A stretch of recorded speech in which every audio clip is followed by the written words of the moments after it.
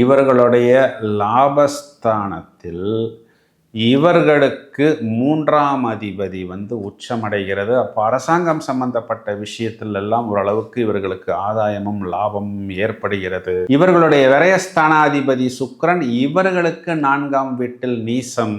அப்போ அதிகமாக, அதாவது தங்களுடைய வீடு, இடம் போன்ற விஷயத்துக்கு செலவு செய்யக்கூடிய நபர்களாக இந்த மிதுன ராசிக்காரர்களை நாம் பார்க்க முடியும். இவர்களுடைய ஒரு பெரிய plus point and minus point அப்படின்னா, இவர்கள் மேல் காலை வைத்து இவர்கள் ஒரு ஏணியை போல் செயல்படுவார்கள். இவர்கள் மேல் கால் வைக்கக்கூடிய நபர்கள்லாம் வெகு சீக்கிரமாக மேலே ஏறி போய் விடுவார்கள். அதற்கு பிறகு இவர்களை பார்த்தால் அவர்கள் பேசுவதும் இல்லை, ஒரு சிரிப்பதும் இல்லை. இப்போ யாருக்கும் நாம் ஐடியா சொல்லக்கூடாது, யாருக்கும் நாம் உதவக்கூடாது அப்படிங்கிற மாதிரியான ஒரு போக்கு நிறைய மிதுன ராசிக்காரர்கள் சந்திக்கிறார்கள். இதில் இன்னொரு ப்ளஸ் பாயிண்ட் இவர்கள்ட்ட என்னன்னா, இவர்கள் ஒரு தவறு செய்தாலும் கூட அந்த தவறே தெரியாத அளவுக்கு நன்றாக காமெடியாக பேசி சகஜமாக சமாளிக்கக்கூடிய ஒரு ஆற்றல் இவர்களிடம் காணப்படும். நன்றாக மூளைக்கு வேலை கொடுக்கக்கூடிய நபர்கள்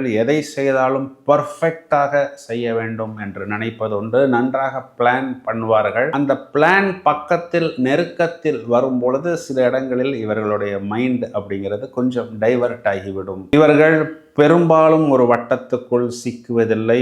எப்பொழுதும் சுறுசுறுப்பாக ஸ்பீடாக இருப்பது. அந்த ஸ்பீடில் சில நேரத்தில் சின்ன சின்ன விஷயங்களை இவர்கள் கவனிக்காமல் விட்டு விடுவார்கள்.